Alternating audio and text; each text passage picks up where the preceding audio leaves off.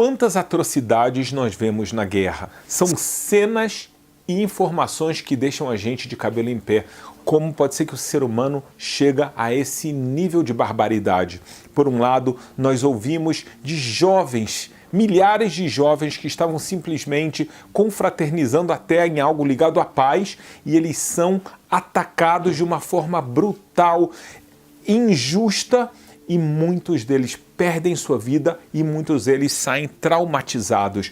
Ao mesmo tempo, nós escutamos de famílias inteiras que são torturadas, que passam por provações que nenhuma pessoa consegue nem escutar, mas eles passam por, às vezes, mortes, torturas e assim por diante.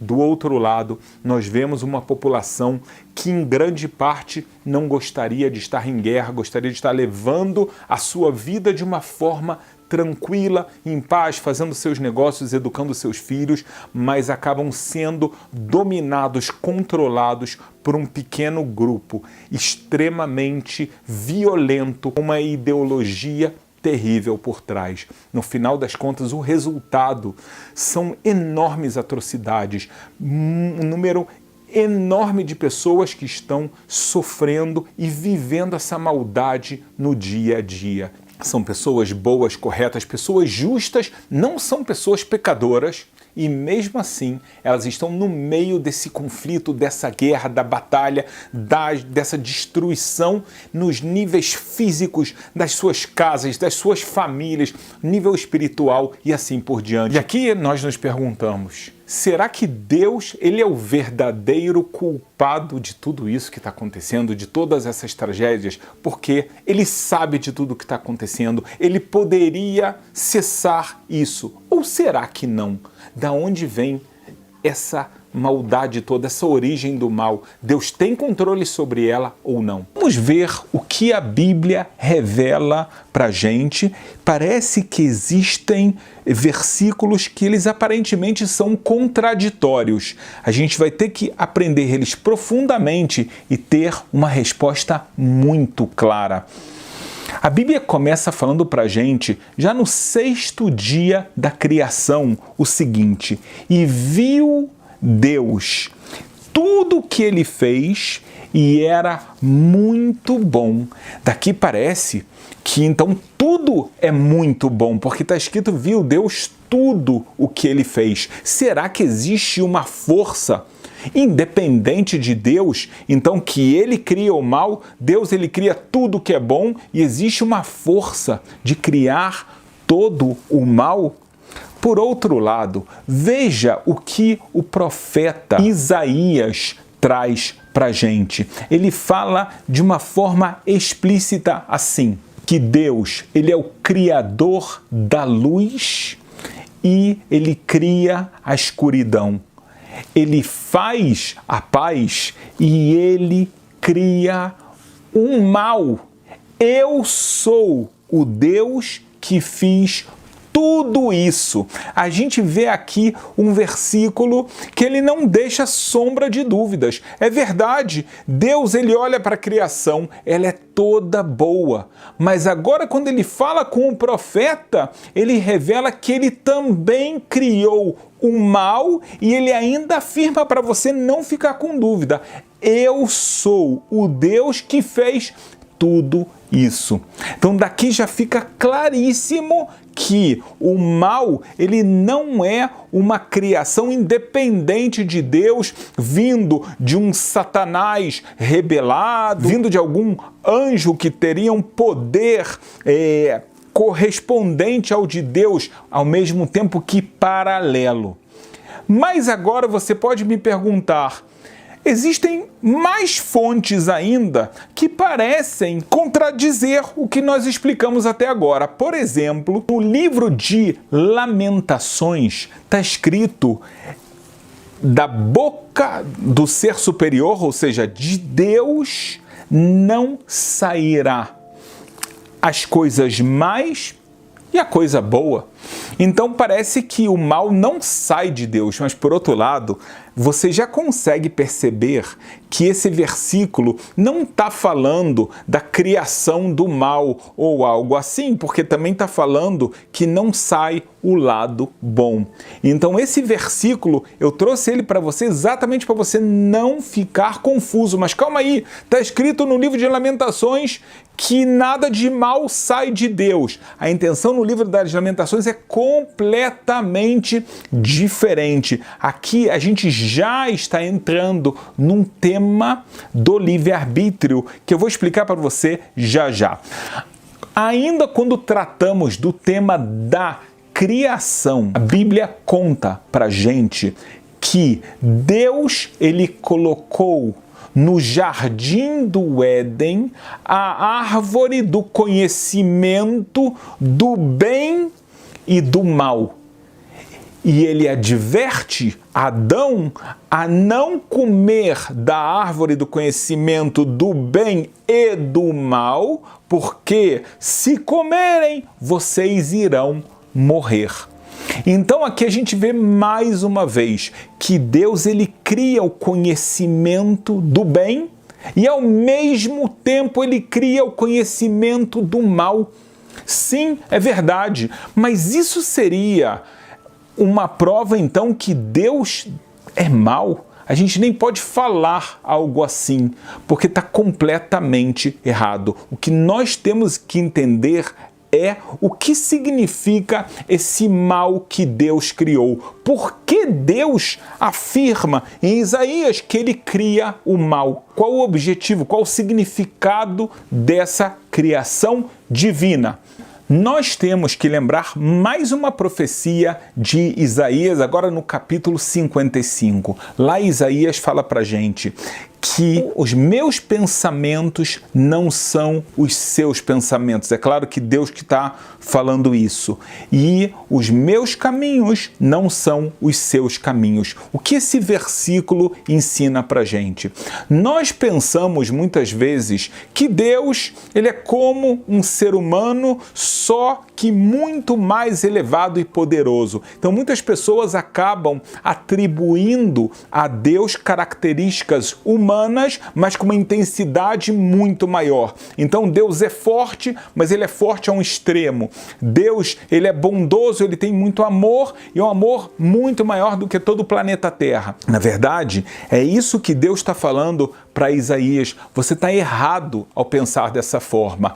Os meus pensamentos, as minhas características, os meus caminhos, a minha forma de atuar são completamente diferentes dos humanos. Deus não tem dentro dele aquilo que ele criou. Tá? Nós já explicamos isso em outros vídeos aqui no canal. Por isso que Deus está acima do tempo ou do espaço, porque elas são criações dele. Também quando nós falamos da criação do bem e do mal, nós não estamos falando de Deus, nós estamos falando da criação que ele fez. E sim, essa criação, ela tem um objetivo completamente positivo. Porém, para alcançar o objetivo completo, há necessidade da existência do mal. Existe mais de um motivo que a Bíblia revela para a gente essa necessidade da existência do mal. No livro de Deuteronômio,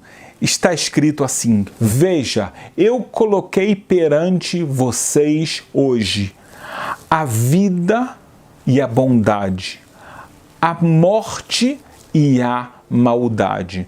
Deus, ele coloca em frente ao ser humano dois caminhos, duas opções, e ele te dá uma ordem: escolha a vida. E você vê que a vida, ela está colada ao conceito da bondade e a morte ao da maldade. Nós aprendemos aqui que a morte é uma espécie de maldade não divina. Aqui o conceito de maldade é conceito de uma deficiência. Deus propositadamente ele criou o mundo de uma forma que ela não é perfeita, para o ser humano fazer a sua parte. Esse versículo afirma de forma inequívoca o princípio do livre-arbítrio.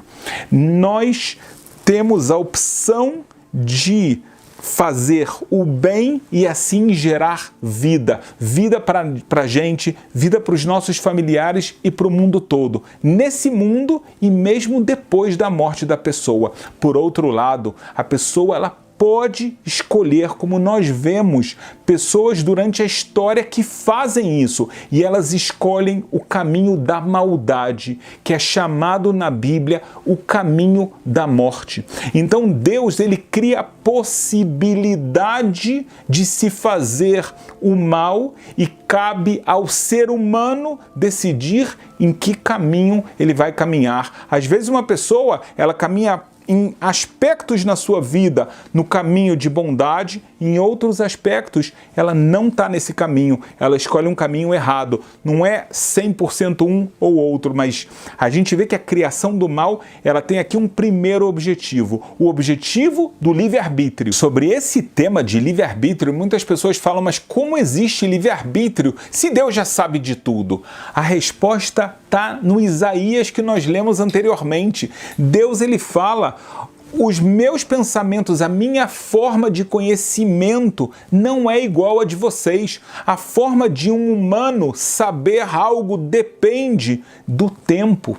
Já Deus, ele não está sobre o tempo, ou seja, ele não tem passado, presente e futuro, é completamente diferente do ser humano. Então, a pergunta, na verdade, em sua raiz está equivocada, porque a pessoa fala, mas se Deus já sabe, então como existe livre-arbítrio? A resposta é que esse já sabe de Deus não é um já sabe humano, é completamente diferente. Na Bíblia aparece mais um motivo de Deus ter criado o mal. No livro de Provérbios, nós vemos mais um motivo da criação do mal. Está escrito lá que Deus faz tudo para o plano dele e também o malvado será castigado pela sua maldade. Em outras palavras, existe a possibilidade do mal depois do livre-arbítrio exatamente para castigar as pessoas que cometeram pecados, delitos, sejam contra Deus, seja contra os seus semelhantes. Então aqui tem mais um motivo da criação desse mal. Para muitas pessoas é muito difícil entender a criação desse mal, mas nós temos que entender algo. Parte do mal que existe no mundo, ele é consequência de escolhas erradas que o ser humano faz. Muitas tragédias, na verdade, têm a mão humana dentro delas.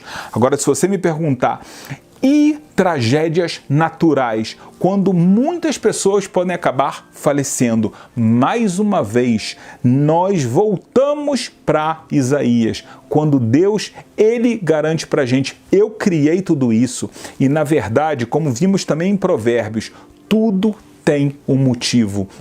Esse motivo, nesse mundo, está além da nossa compreensão, além do intelecto humano, porque a gente está falando, entre aspas, do intelecto divino. E não é algo que o ser humano seria capaz de captar. E é por isso que quando um dos amigos, talvez falsos amigos de Jó, provoca ele e fala, nós temos que aceitar somente as bondades de Deus, mas será que as maldades não devemos, não precisamos aceitar?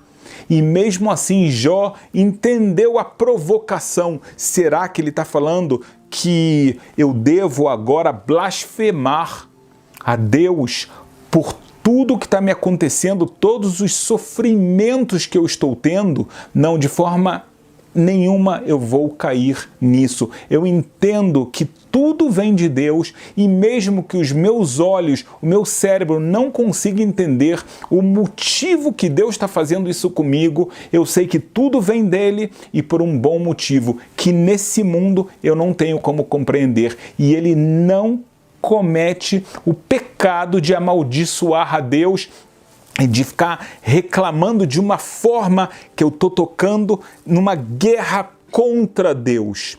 Então, aqui a gente vê uma passagem bíblica muito profunda. Essa passagem bíblica de Jó, que era a pessoa que estava passando por esse mal, estava passando exatamente por esse sofrimento, mas ele entende que isso tem um motivo num plano divino incompreensível para ele. É curioso você ver que no final da história de Jó, isso fica mais claro porque Deus havia feito tudo aquilo com Jó e tudo termina bem. Mas todo aquele processo, todo aquele sofrimento, você vê que Jó, ele mantém a fé dele firme, porque ele sabe que a criação do mal vem de Deus, mas ela tem objetivos, até mesmo que nós podemos falar que são positivos. E aonde está escrito isso?